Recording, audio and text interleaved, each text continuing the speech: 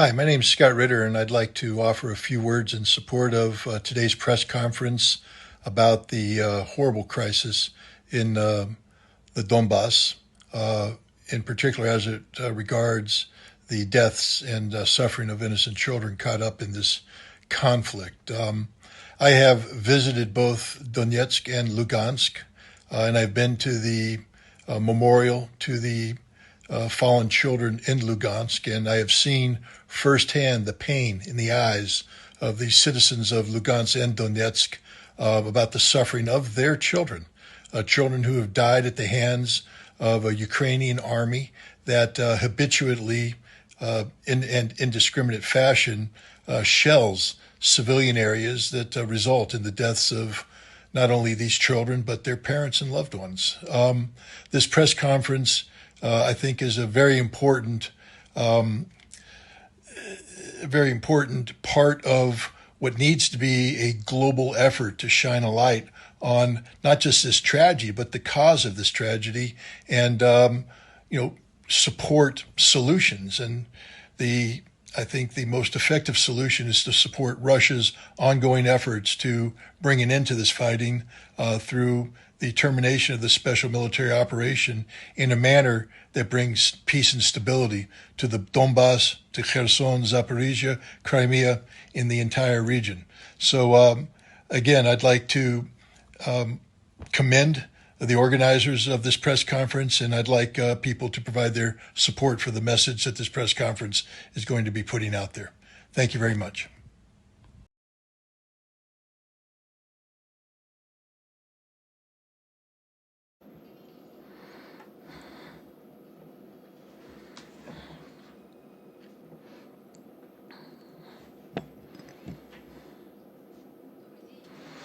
Good morning. I'm happy to welcome you, our guests and participants of our press conference, and journalists and colleagues who are here with us at this site at the Russia Today Media Group, and everyone who is going to listen to the direct broadcast in our social networks. On the 1st of June, we all celebrate the International Day of Protection of Children, where we need to remember about the need to observe the proper rights and legislative right of each child, and including the rights of minors to life, education, family well-being, and protection from violence. And the conference today is meant to attract attention of international public of the illegal activities of Kiev regime and everyone who sponsors.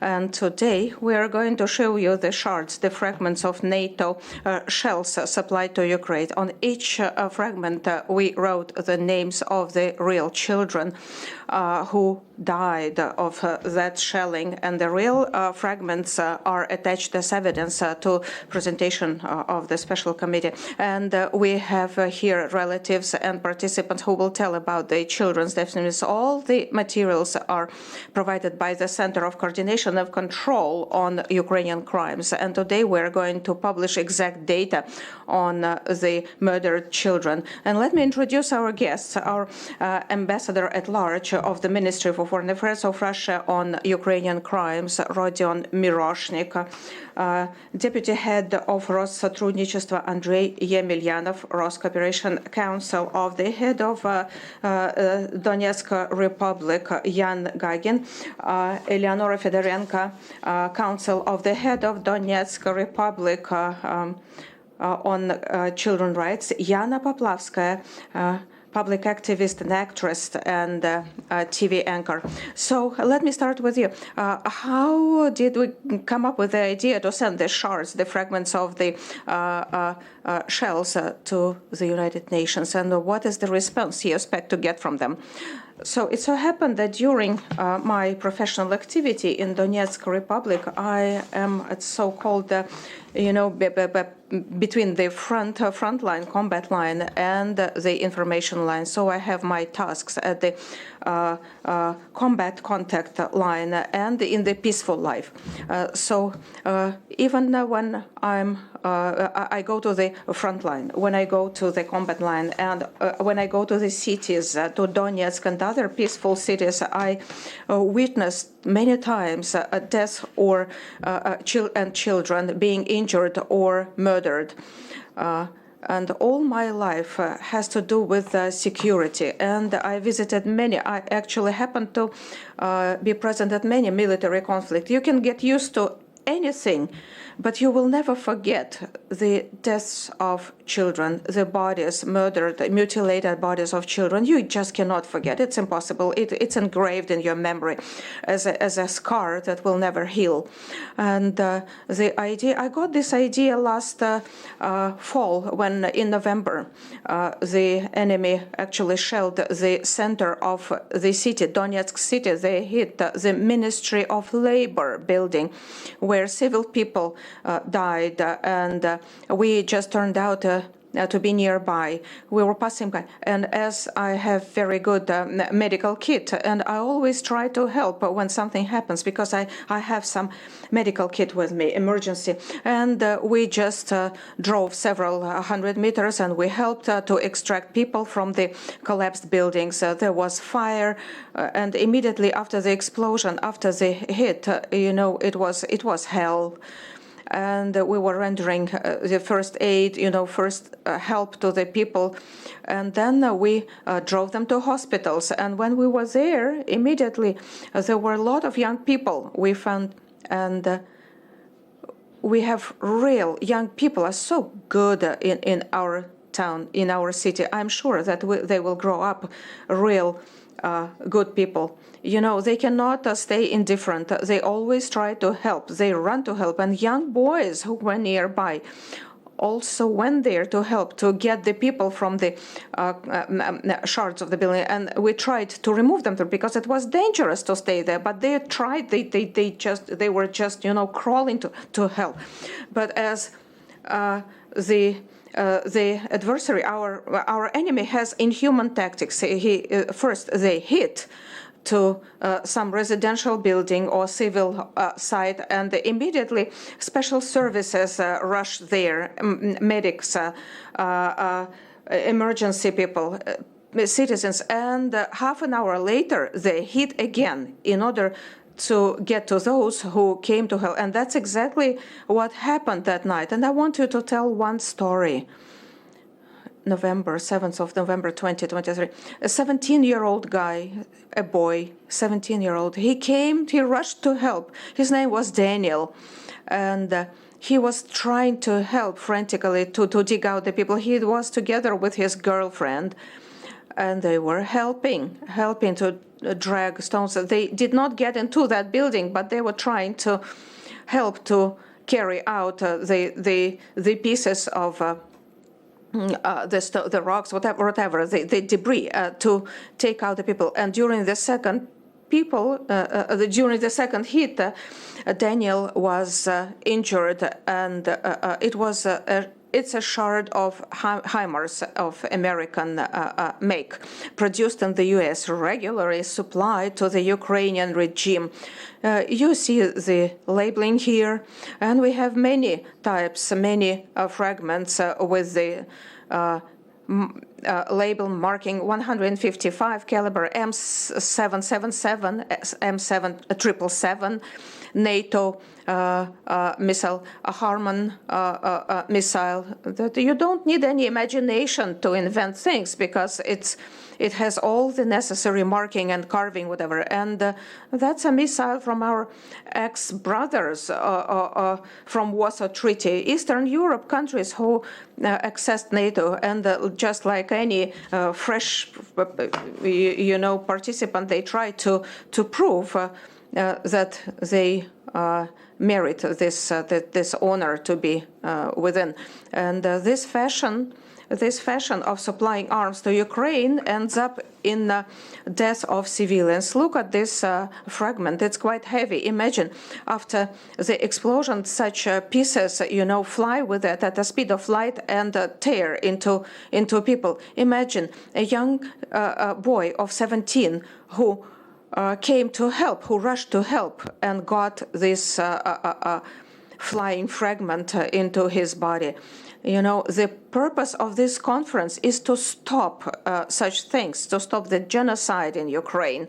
And until the NATO country, the masters of Ukraine, stop supplying those arms and ammunition to the Nazi Ukrainian terrorist regime, this war will continue to bring suffering.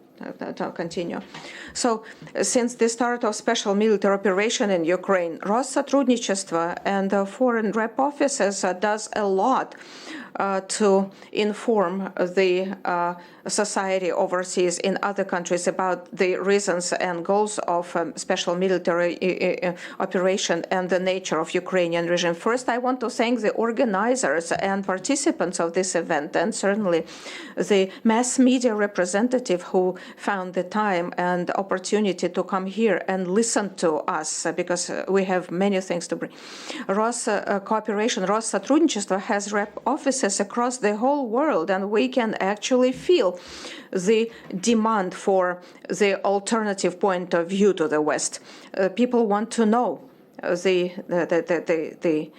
our point of view, and I want to thank our foreign colleagues who render support. They actually don't even support it. They just do their work, honestly. Davidka Petrovich from Bosnia, who made a movie about Donbass people, and Kostya Haikin from Finland, and Hauka Hansen from Iceland, and Mia Zarkevich from Serbia, and Patrick Popel from Austria, and from Italy, our friend from Italy. So they go against the stream, the mainstream, because they have their own consciousness. They try to tell the truth that people need so much in the West. They were doing it within the international contest of project for foreign journalists and bloggers writing about Russia, the honest look, the honest view on Russia. And we want to use this opportunity to invite your colleagues to participate in this project this year. Speaking about the informational space activity, I would like to mention the information brochures which we prepared together with the Foundation of Democracy Problems, translated to main or foreign languages. And we also hope that through our Russian houses, the information will get to the readers, to the unbiased and hungry for information readers and Western brainwashed readers who had who have been hit by those intensive information campaign in the West can actually get the objective picture. So not to take too much time, let me tell you about the names of the movies that we distribute with our colleagues through and try to show through Russian houses in CIS countries, Abkhazia, Ossetia, Argentina, Jordan, and many countries, so that you would understand the geography: Cyprus, China, Nicaragua, Palestine, Serbia, Tanzania, Turkey, France, Ethiopia, all those countries where we managed to bring to the locals our vision, our point of view. And the films from RT Doc, military correspondence, Ukraine operation, Bandera troops, Cultural Front, children, saints from the medical, from hospitals, Great Patriotic War, History Repeats Itself. So these are the movies, the films, the documentaries. And recently, at the second Global Festival of Documentaries in the Russian House in Colombo, in Sri Lanka, we had a show on the things that happen in Donbass with a special guest, Vyacheslav Guсь, who presented his documentary about the second childhood, exactly about the orphan children from Donbass. And coming back to the topic of the press conference today, I am myself participated in the special military operation. I understand how hard it is to sit here and talk about the things that happened there, especially about the acts of violence against civilians and our minors, our little people who have no chance to protect themselves. They have no influence over the present situation, and it's hard even to find words to estimate, to evaluate the violence against them. I will tell you about the story of Valeria, who actually died 2 months before she turned 15 at 6 a.m. in the morning from the HIMARS. We know HIMARS, that there was a hit on just a residential house, and Valeria died on the spot, and two of her brother and sister, got very serious injuries. Very severe injuries. It's not even a wish, but I would like to express my confidence that all the participants of this criminal chain that made it possible will be persecuted and punished by our joint activities, and it should be stopped as soon as possible. Rodion Valerievich, you also gather, generalize, and give legal estimation and legal assessment to the crimes of Kievan regime. Could you please tell us? Yes, good morning, dear colleagues. I probably follow up on Andrei, what he said, because through Россотрудничество activities and efforts and RT-DOC and TASS agency, only yesterday, this night, I flew from Cairo, Alexandria, from Egypt, where actively we had meetings, 3-4 hour meetings with local representatives of political circles, public activists, media representatives, and where we discussed those questions that have to do with a special military operation, with the violation of international humanitarian rights by Ukraine. And we cannot be quiet about life of kids, children whose life was just torn by the military troops of Ukraine. 11 regions of Russia are now at the front line, at the command line, and daily we have shellings in them. And we monitor the situation.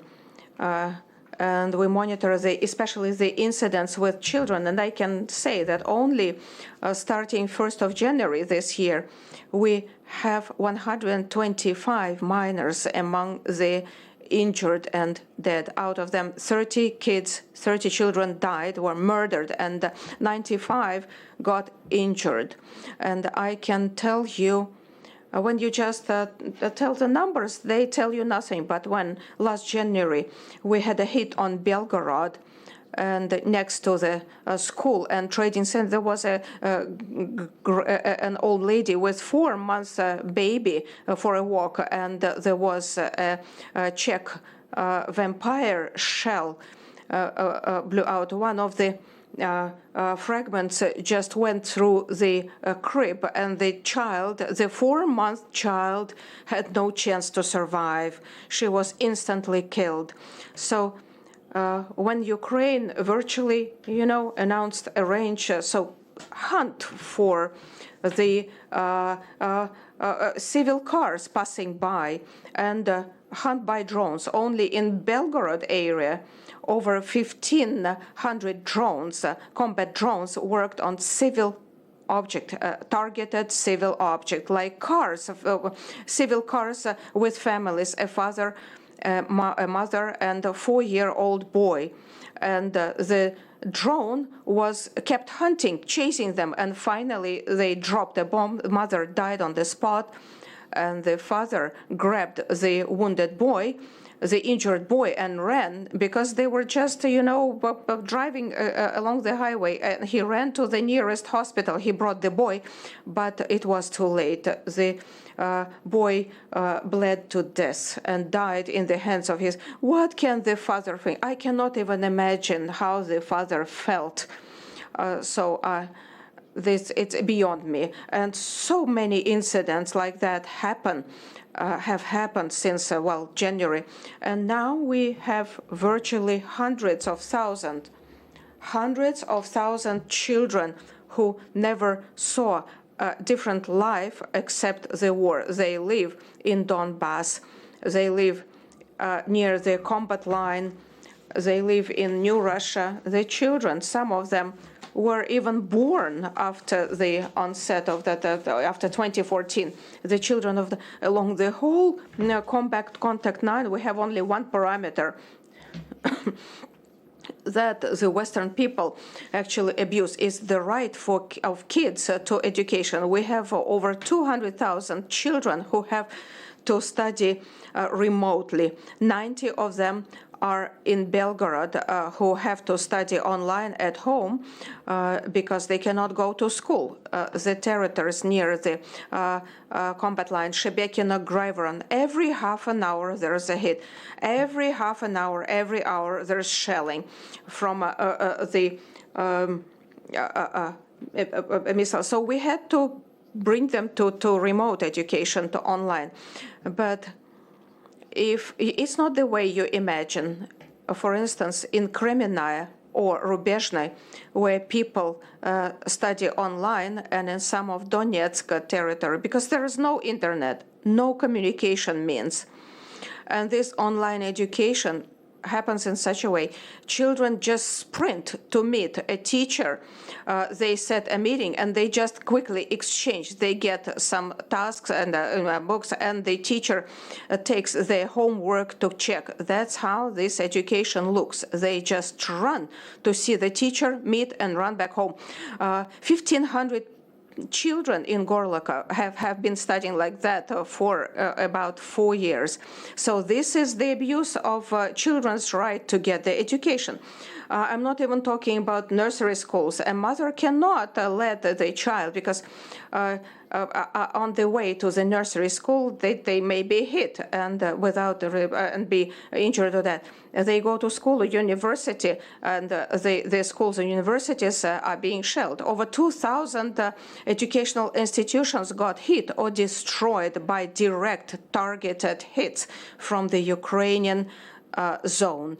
And I have never seen at international sites, when our diplomats speak about it, that it caused any kind of emotion or shock from representatives of the United States or the UK or France. These are the countries that supply long distance ammunitions. So we had hits from French scalps.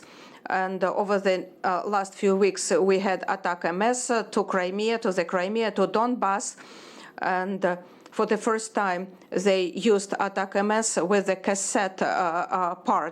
cassette bombs. And so we had those ammunitions that flew to the city, to Lugansk. And this is the reality, the real situation that has been created by the Western sponsors. I can only welcome the colleagues' initiatives who find those fragments and brought them here. And I want, to have reasonable people to get something in their head when they say, do we need to supply arms and ammunition to the Ukrainian regime? You see all those parts of your ammunitions, killing children in schools, nursery schools, social centers, hospitals, universities. Those fragments kill parents, children, civilians. And the second initiative that is very important, and my colleagues suggested, and I support with both hands, telling about the children who died, who were killed or injured. As a person who visited those territories many, many times, and when you see some kind of shelling, and you see a kid who keeps playing in the sandbox in the playground, you cannot even look at it, because tears come to your eyes because children and the war are incompatible. It cannot exist together. It should be stopped. And telling about the destinies of those children, we should remember that it's a life taken. Who? By who?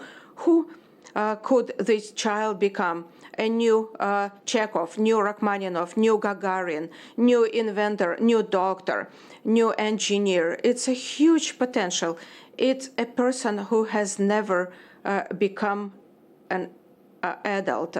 It's a life lost because some people in the West decided that those children are of no value. They don't need protection. They can be killed. And I want to talk about a guy who was 16, Dima Khrush. He played guitar. He was fond of music. He was programming. 16. He was 16. He was selected. He was going to enter a university. He wanted to study.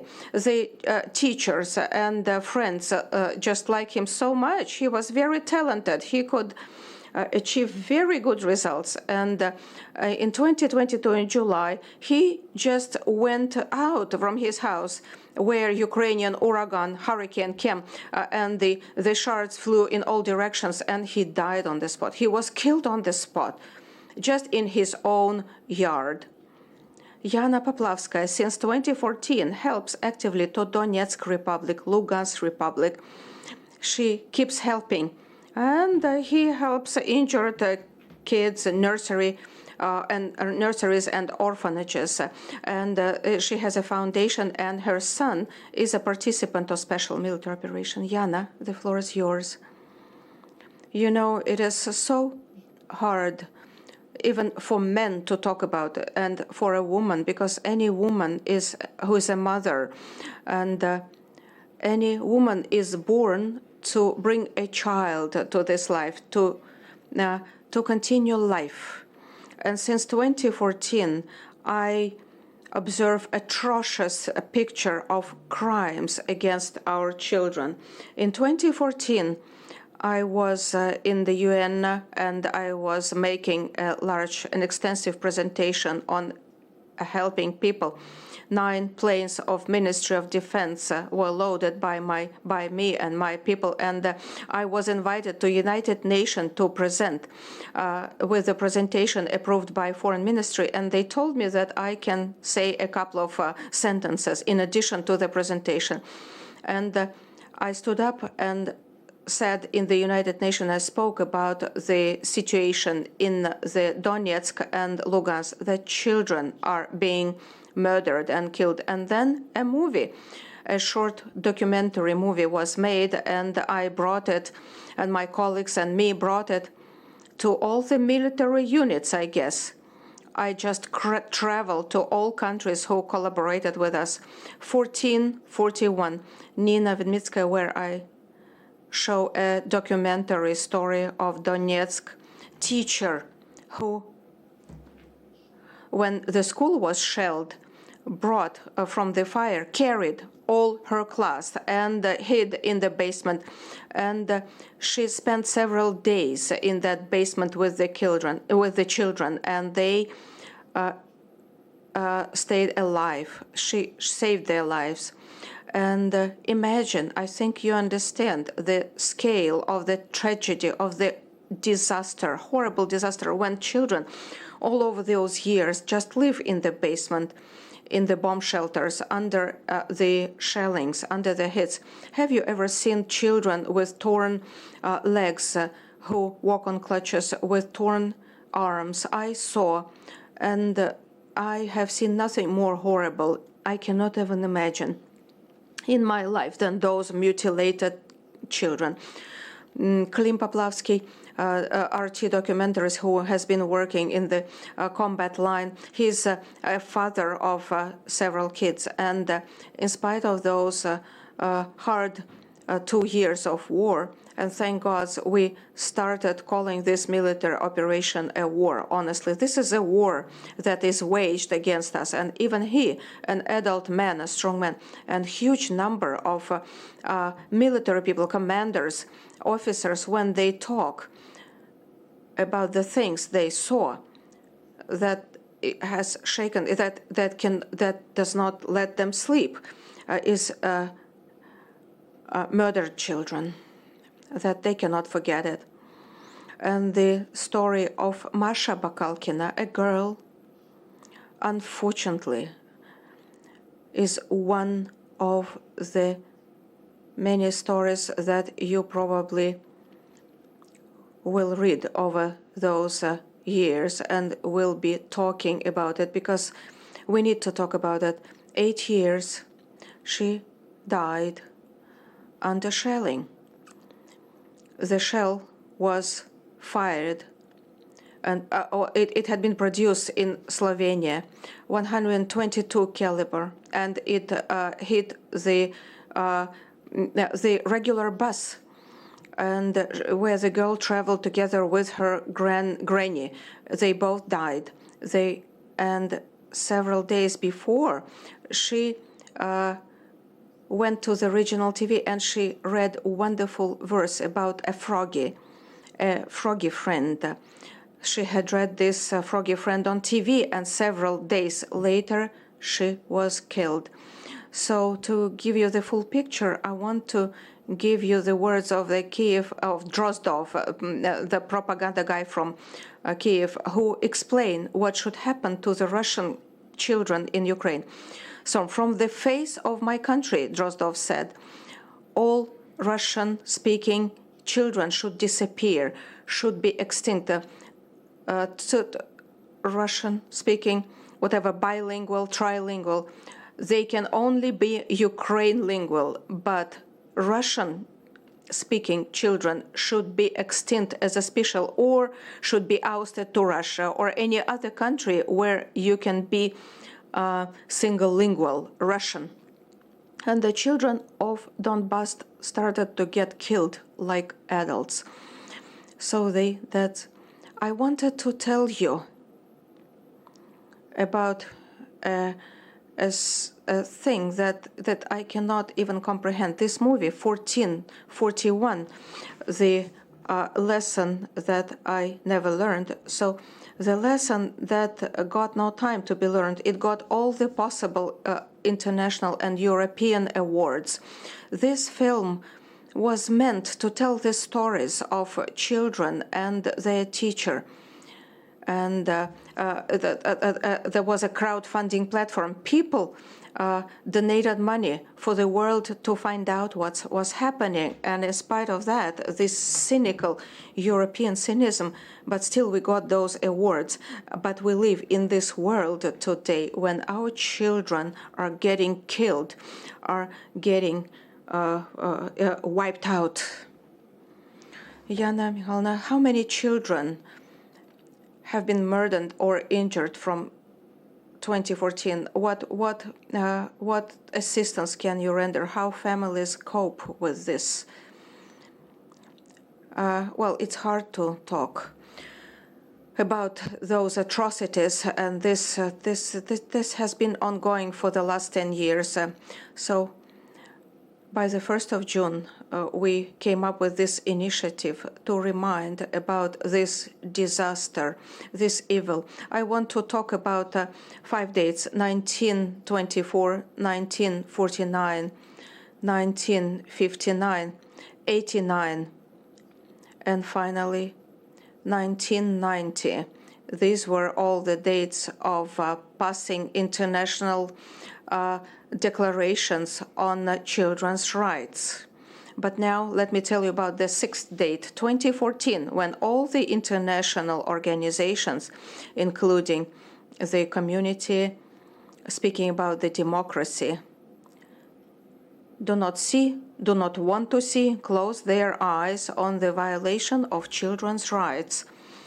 The 1st of June should remind us adults that children require childhood. It's fun, joy, laughter, and children and war should not be put together. They don't correlate. But every day for the last 10 years, we have to protect the children's rights, fundamental right for life. 282 children have been murdered over the last 10 years. There are cases when the whole family got murdered together with the kids. There are cases when one of the children was killed, another injured, and some of the parents died, another parent injured, the house destroyed. That's the international law for childhood in action. So each number is not just the fate of a child, but the destiny of the whole family. Let me tell you now about Alice. Alice, who survived, the one who, in spite of the horrible burden on her shoulders, keeps living, studying, and does not want to leave Donetsk. She wants to stay. The story of 2014, two sisters, father and mother, try to raise their daughters. Each family, any family tries to raise their kids, and the father decides to go protect their motherland. Mom gets sick. Mom gets to hospital. And then in 10 days, the sisters are told that mom is no more with them. And the father tells them, calls them and tells, I'll be home soon. And they said the most important words, Father, we love you and we expect you back home. After that, no news from the father. In May 2022, Lila asks Alice, the elder sister, to let her play with the girls in the yard. Yes, our children have to hide from the sun, from the childhood, to hide from the shells, from the bombs. And on that day, the Ukrainian criminals have shelled Donetsk heavily. The private sector, the residential houses, 19 people were killed and 2 schools destroyed. And Lila could not make it 300 meters to the house, and she was killed on the spot, and she died from the wounds. And little Alice, who said that father also had died. So Alice was the only survival from her family. And our children are amazing. That's true. In spite of all the horrendous things, and the house got destroyed as well.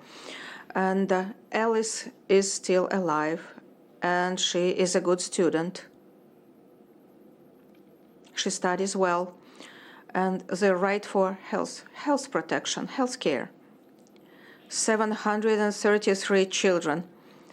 Let me focus on that. Right now, at this very moment, each child in Lugansk and Donetsk republics, in Zaporozhye, Kherson, in the combat region are in danger.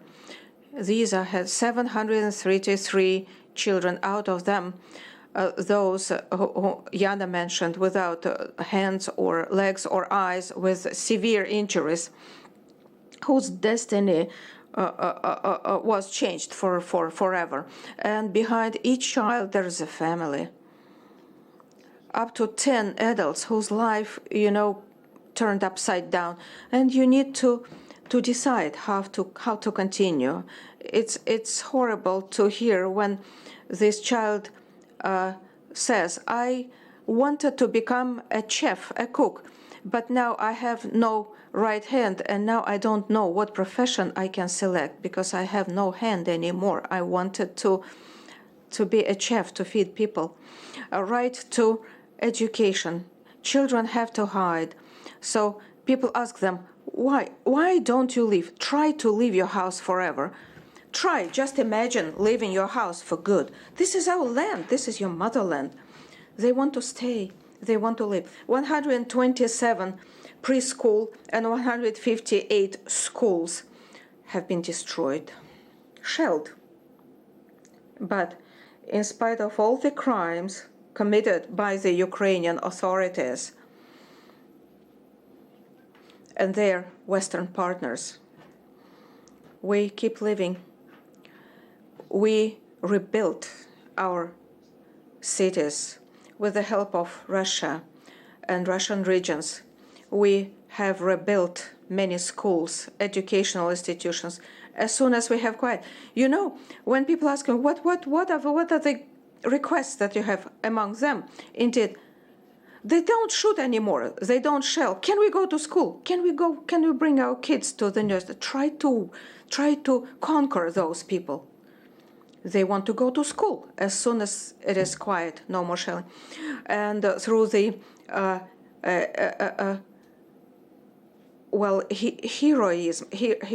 heroes at the combat line of our troops, our children can go to school. Our children want to play. You know, when you ask children, there was a girl of 11, and she said, I don't want to be scared anymore, not to see my father and mother.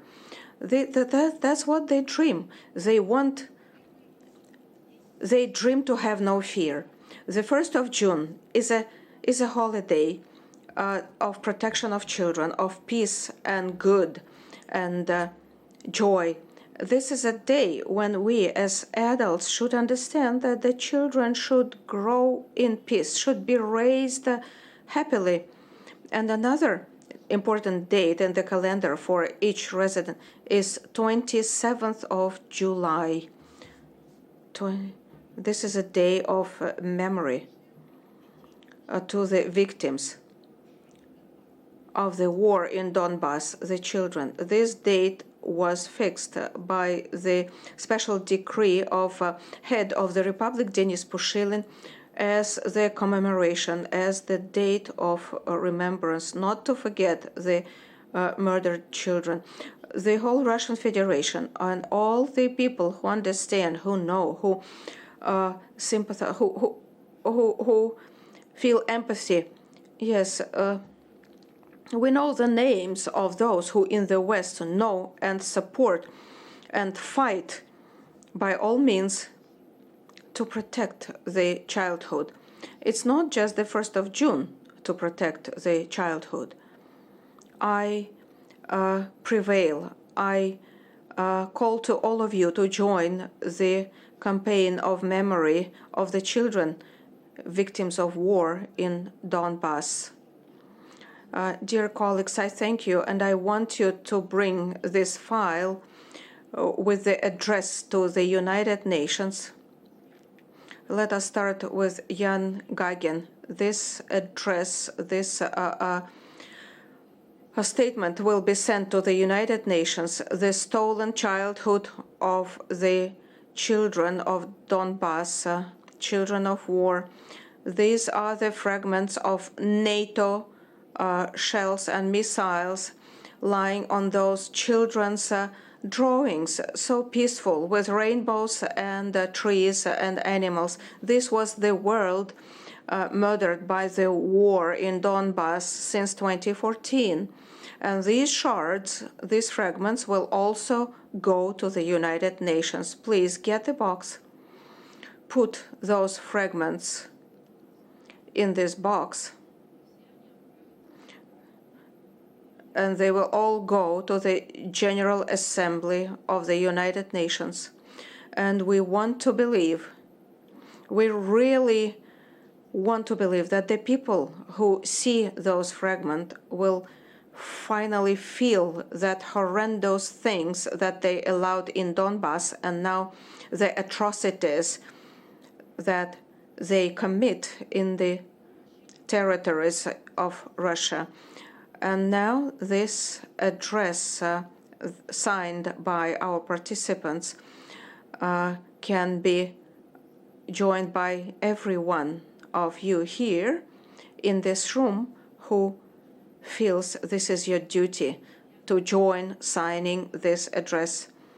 Jan Dmitrievich, you wanted to tell us something else. Please bring a small souvenir. Please bring. Could you please tell us what it means? This is a steel rose microphone. This is a steel rose that is carved from a fragment of a shell that flew into our Donetsk. These roses have become a tradition, a mascot of Donbass, because they make from the shards that destroy houses, lives, people. These roses took life of people, and as our chief commander said, the supreme commander said, our president said, our country is the country of proper fundamental family values. And as a man, I would like to present this rose, to give this rose for the 1st of June, to the Day of Protection of Children, to a woman. And I selected Victoria Nuland because over the many years of her professional activity, she was called the prophet of apocalypse. Wherever she comes, immediately after there would be a revolution, genocide, murders, different countries of this world. And Victoria immediately appeared in Maidan when it all started. She was preempting this apocalypse that happened in Ukraine and our combat line territories. And I want to give this rose to her as a man, to a woman. Probably they have different unconventional relations, but I want to again reiterate that our country is the country of proper family, human values. And I want to add that this rose, has a story. During the Vietnam War, when soldiers of the United States were fighting far from their country, not knowing even what was the reason, and arranging this genocide of Vietnamese people. I don't know what was the reason, but they were ordered by their commanders to kill Vietnamese. In the large cities of the United States and Washington, there were meetings and protest activities against this war, because people felt that the United States didn't need that war. The young people go there to die in hundreds and thousands to that front, to Vietnam, to the other point of the globe, that even not every American could find it on the map. And girls and young people from protesting students just put the flowers in the barrels of the guns of the soldiers who were supposed to stop those demonstrations. And so this rose, I want her to put that, Victoria Nuland, this rose should be put into the barrel of her gun. And this shard should go, this piece of weapon should go to the territory of the United States from the war in Ukraine, to go back to its motherland.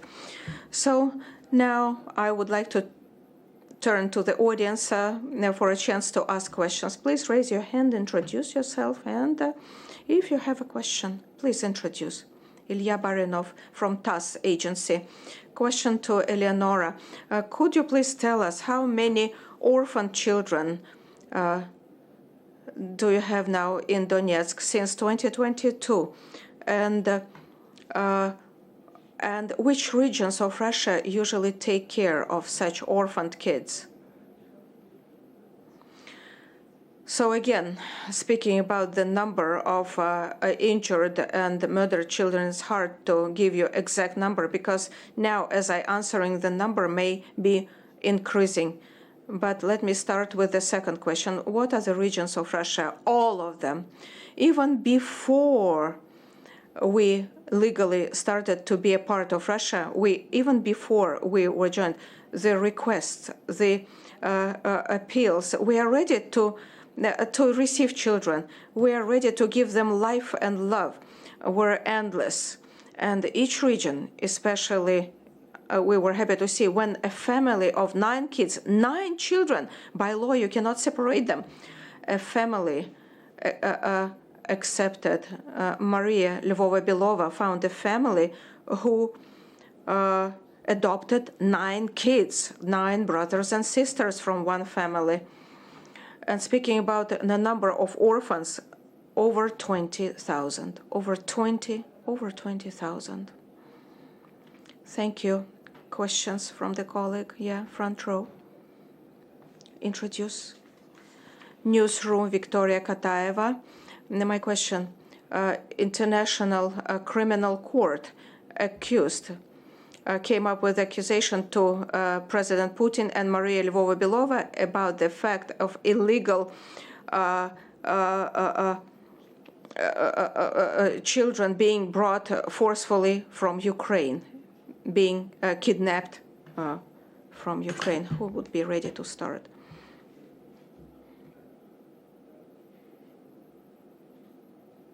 So let me take this question. One child did this, they made this gesture in a childish but very accurate way.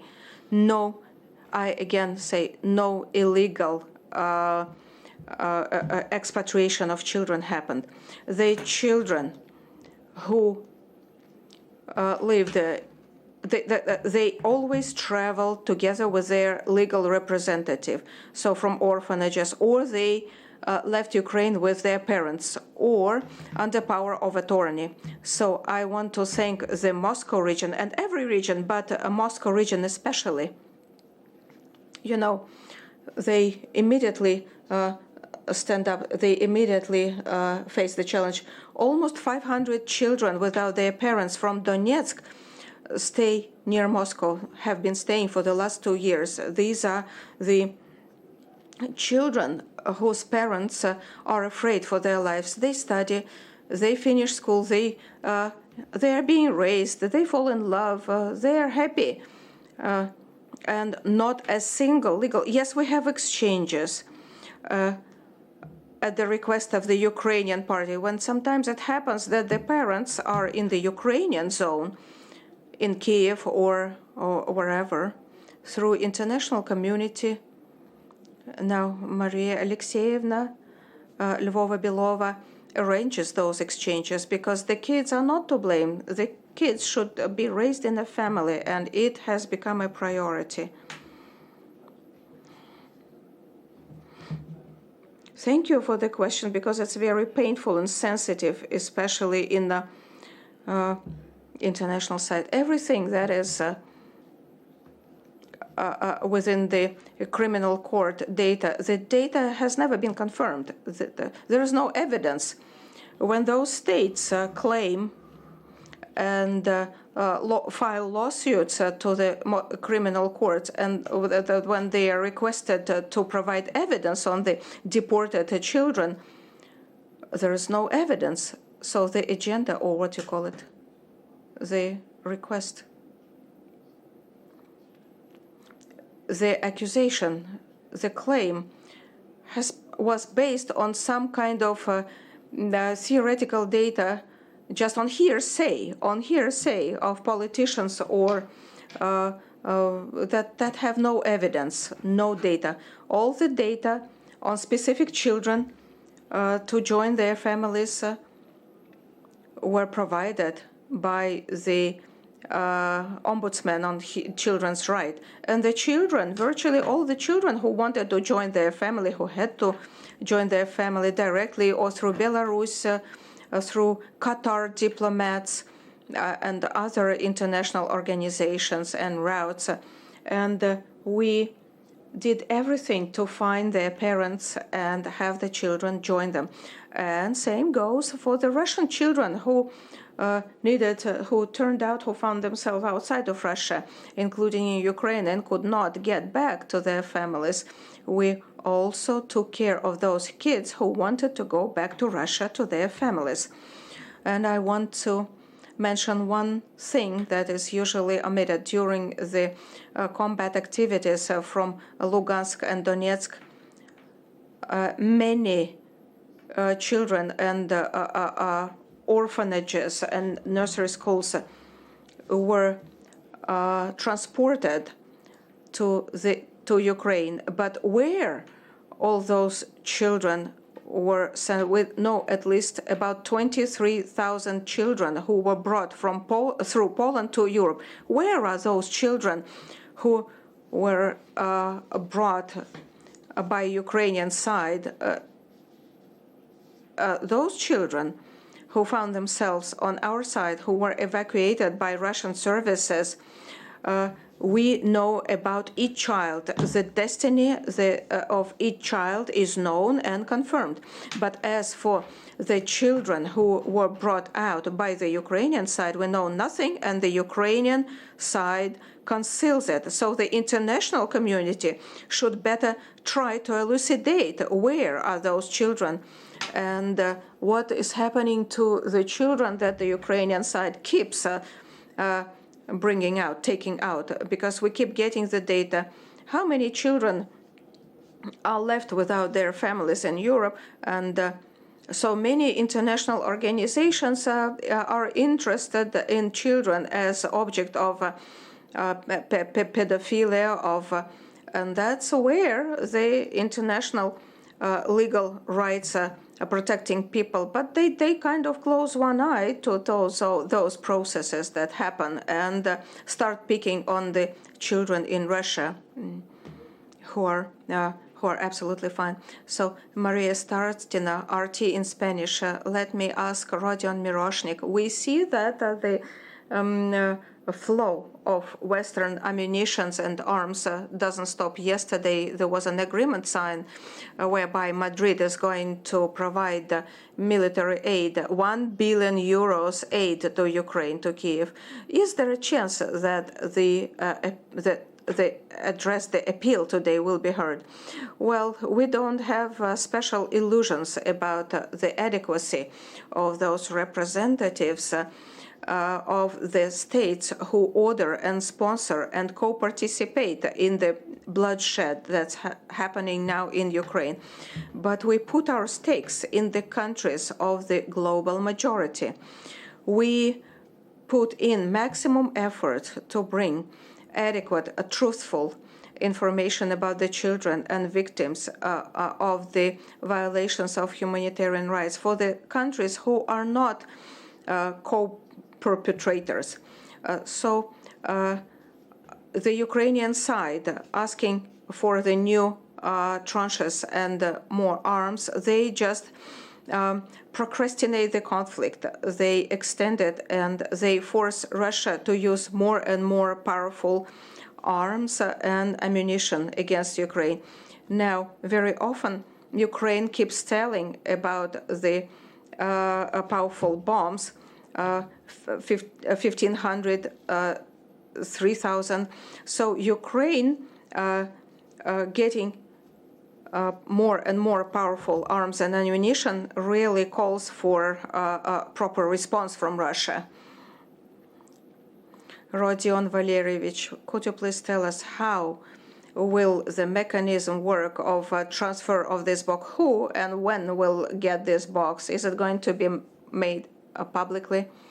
Let us leave us some strategic uncertainty, because we should understand that this initiative of Donetsk Republic is supported by Россотрудничество. We shall do everything in our capacity to arrange it in the best way possible. So let me read the question through the website.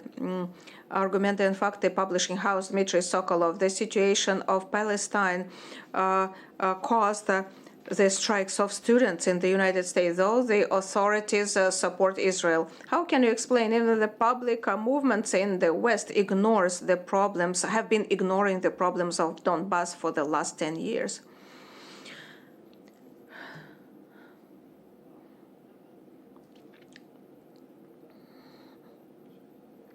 Answering this question, I can imagine that in the countries of total democracy like the United States, there exists this total censorship. And the proper view, official point of view, that is the only right point. And the American citizens, according to their State Department, do not have the right to know what really happens in the world, what even happens in the United States. And the attempts to create awareness, to bring something to the American citizens are being severely punished. Same goes for the NATO and European Union countries. We know many journalists from many countries, like Alina Lipp in Germany. There were criminal proceedings against her for she had the courage to try to tell the Germans about the real situation in Donbass, and immediately the criminal procedures have been initiated against her. So, speaking about the situation in Ukraine, in the United States, we can explain by total censorship. This propaganda apps of the United States hegemony across the globe, so-called global policemen, that they are always right. And this myth is being supported by all means. But over the last 2 years, in my view, the NATO bloc and the European Union, all those two powerful organizations, gave a crack. Actually, Internet remembers everything. Internet can see everything. Any information now, if you want to get it, you get it. All those blocs, both NATO and European Union, are still in existence, and they will exist for a while, as I think. But the war in the East, as they say, made them to remember about their national interests. That there is a kind of a master with a whip who dictates them what to do in their best, not in their, but in the master's best interest. That they remember they used to have industry, they used to have economics. Now it's lying on it's capsized because of the activities they started at the order of the hegemon. And so we shall just get our popcorn and wait for those two balloons to burst.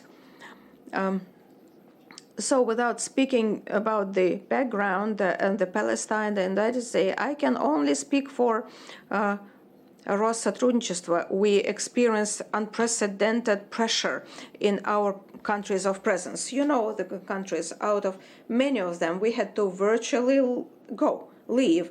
And if we keep formal presence, our work is brought down to almost zero.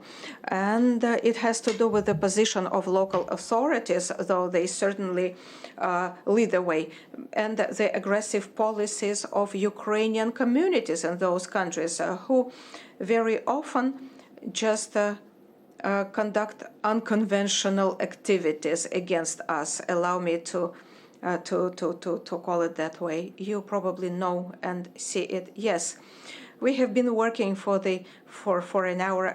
We want to wrap up and thank our guest for coming here and sharing the evidence of the Western countries' guilt in killing Russian children, as those shells used by Kievan regime are